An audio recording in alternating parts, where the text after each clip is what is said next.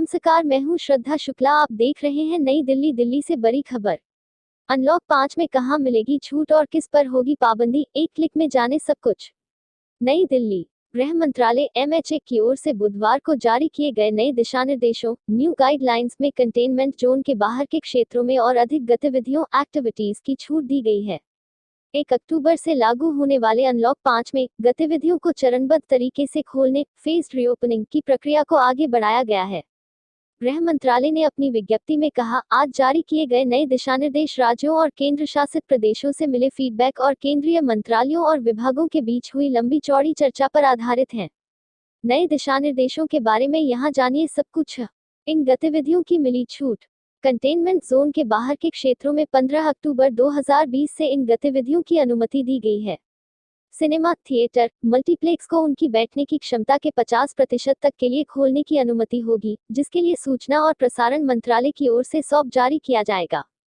Business to business यानी बिजनेसों के लिए प्रदर्शनियों को खोलने की अनुमति दी गई, जिसके लिए वाणिज्य विभाग जारी करेगा।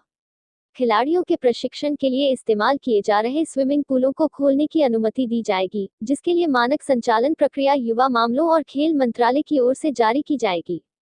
मनोरंजन पार्क और इसी तरह के स्थानों को खोलने की अनुमति दी जाएगी, जिसके लिए स्वास्थ्य और परिवार कल्याण मंत्रालय एसओपी जारी करेगा।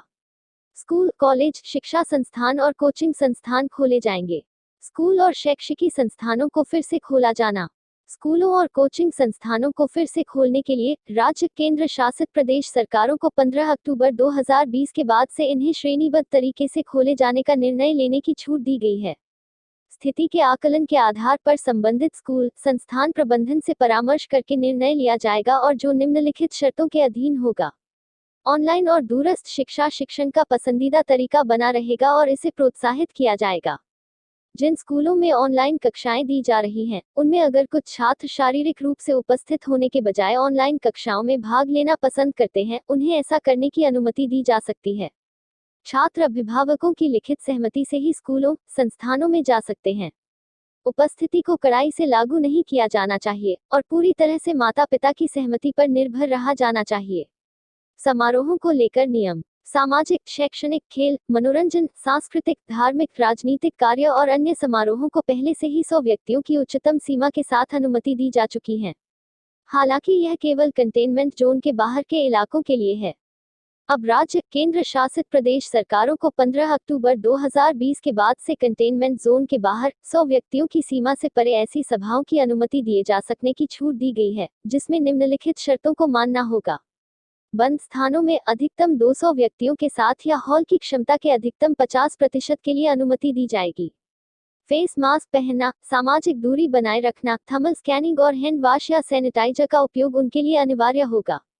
खुले स्थानों में जमीन के आकार, स्थान को ध्यान में रखते हुए और सामाजिक दूरी के सख्ती से पालन के साथ अनिवार्य रूप से फेस मास्क पहनना, थर्मल स्कैनिंग और हैंड वॉश या सैनिटाइजर का प्रयोग अनिवार्य होगा। यह सुनिश्चित करने के लिए कि इस तरह की सभाएं COVID-19 का प्रसार नहीं करें, राज्य केंद्र शासित प्रदेश सरकारें इस तरह की सभा को विनियमित करने के लिए विस्तृत जारी करेंगी और कड़ाई से इसे लागू करेंगी। किन चीजों की अनुमति नहीं है? कंटेनमेंट जोन के बाहर नीचे दी गई गतिविधियों को छोड़कर सभी गतिविधियों को करने की अनुमति होगी। एमएचए द्वारा अनुमति के अलावा यात्रियों द्वारा की जाने वाली अंतर्राष्ट्रीय हवाई यात्रा, मनोरंजन पार्क और इसी तरह के अन्य स्थान बंद रहेंगे। 31 अक्टूबर 2020 तक कंटेनमेंट जोन में लॉकडाउन को सख्ती से लागू किया जाएगा।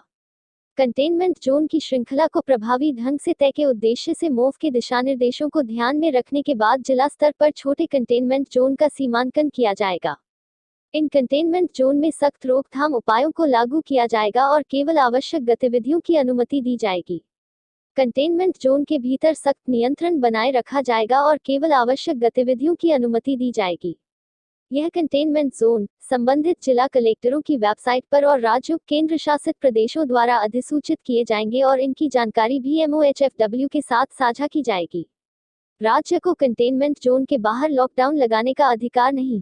राज्य केंद्र शासित प्रदेश की सरकारें केंद्र सरकार से पूर्व परामर्श के बिना कंटेनमेंट जोन के बाहर किसी भी स्तर का स्थानीय लॉकडाउन राज्य, जिला, सब डिवीजन, शहर, गांव किसी भी स्तर पर नहीं लगाएंगी।